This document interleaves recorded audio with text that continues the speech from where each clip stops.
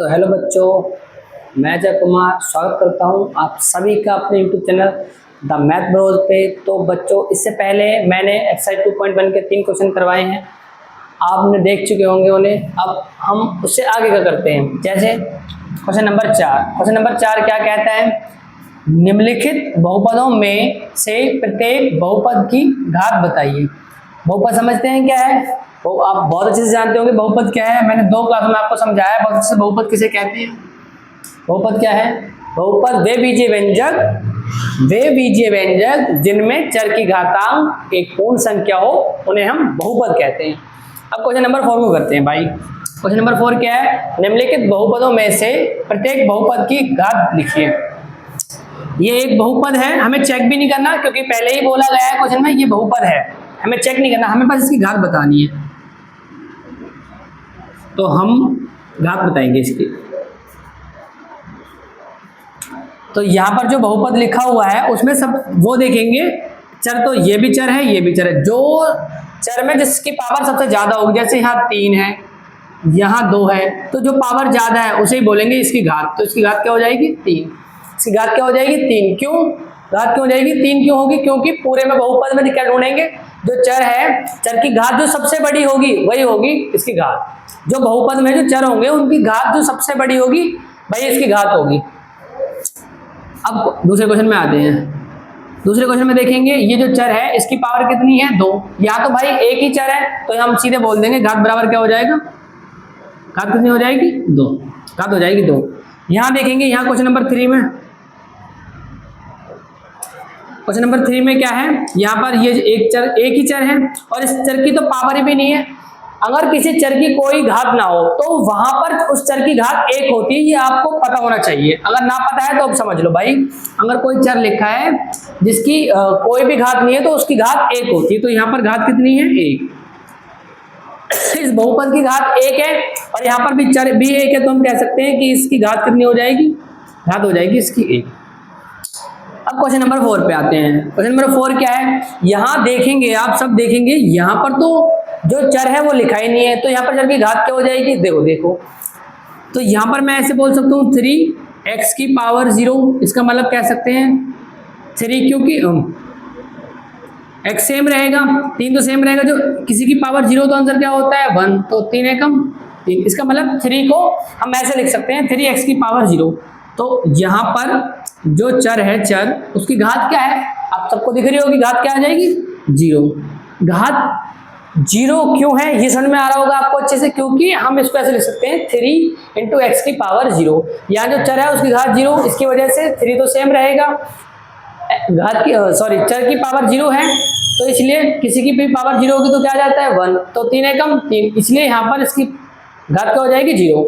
अब इसको मिटा सकते हैं क्योंकि मैंने सिर्फ आपको समझाने के लिए दिखाया था। अब क्वेश्चन नंबर 5 को करते हैं। आप क्वेश्चन नंबर 4 समझ गए होंगे अच्छे से, अब क्वेश्चन नंबर 5 को करते हैं। अच्छा, 5 को समझने से पहले 2-3 बेसिक चीजें उन्हें आप समझ लें। अच्छा चलो बताता हूँ, सीधे यहीं से क्वेश्चन करवाता हूँ।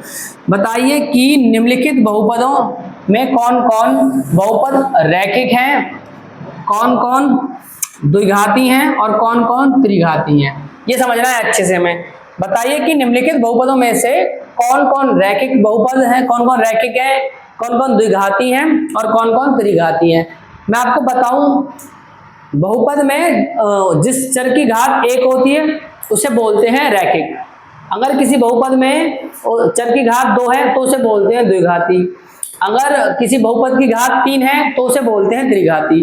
देखिए, तो जैसे यहाँ क्वेश्चन नंबर 1 को देखते हैं।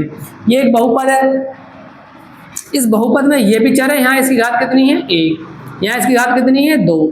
सबसे बड़ी वाली घात को देखते हैं। दोनों चर हैं, सेम है, एक ही चर है, तो यहाँ पर जो चर की घात है, बड़ी घात क्या है? 2। अगर घात बतानी होगी तो हम कह सकते हैं कि घात बराबर 2, पर हमें यहाँ घात नहीं बतानी, हमें ये बताना है ये क्या घाती है। तो बड़ी वाली घात जितनी होगी, जो बड़ी पावर होगी, उससे पता लगेगा ये द्विघाती है, द्विघाती है।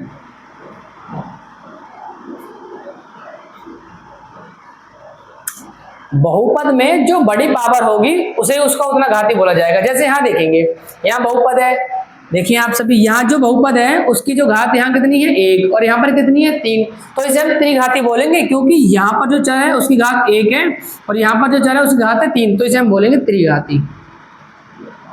ये त्रिघाती है। इसे देखेंगे, इसमें क्वेश्चन नंबर 3 को देखेंगे। क्वेश्चन नंबर 3 क्या बोल रहे हैं, यहाँ जो चर है चर की घात 1 है, यहाँ पर जो चर है उसकी घात 2 है, तो इसे हम द्विघाती बहुपद बोलेंगे। ये हो जाएगा द्विघाती।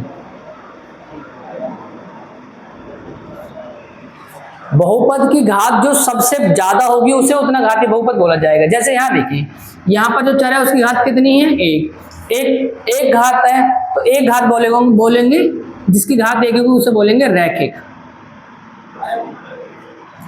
जिसकी घात 2 होगी उसे बोलेंगे द्विघाती, इसकी घात 1 होगी उसे बोलेंगे रैखिक, इसकी घात 3 होगी उसे बोलेंगे त्रिघाती। अब जैसे इसमें देखेंगे, यहाँ देखेंगे ये जो है इसकी घात कितनी है 1, तो इसे हम क्या बोलेंगे, इसे हम बोलेंगे रैखिक। ये कैसा बहुपद है, रैखिक। आगे देखेंगे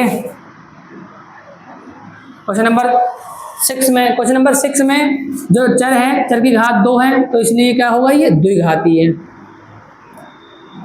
ये द्विघाती है। क्वेश्चन नंबर 7 को देखेंगे। क्वेश्चन नंबर 7 है, 7 में जो चर है चर की घात कितनी है 3, तो क्या हो जाएगा, ये हो जाएगा त्रिघाती।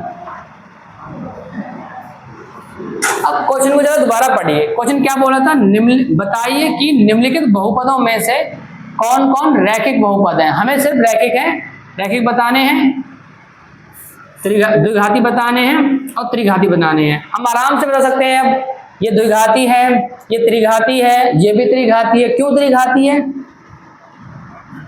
सॉरी ये द्विघाती है क्योंकि यहाँ पर जो चर है उसकी सबसे बड़ी जो घात है वो 2 है, इसलिए ये द्विघाती है।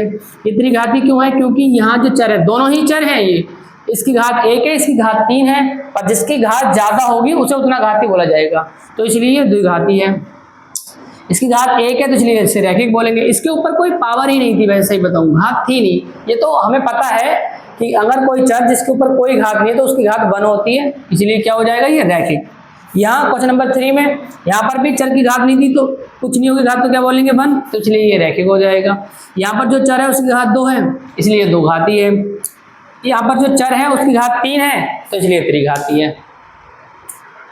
तो यहाँ पर एक्सरसाइज 2.1 खत्म होती है। तो चलिए मिलते हैं हम आपको एक्सरसाइज 2.2 में। धन्यवाद।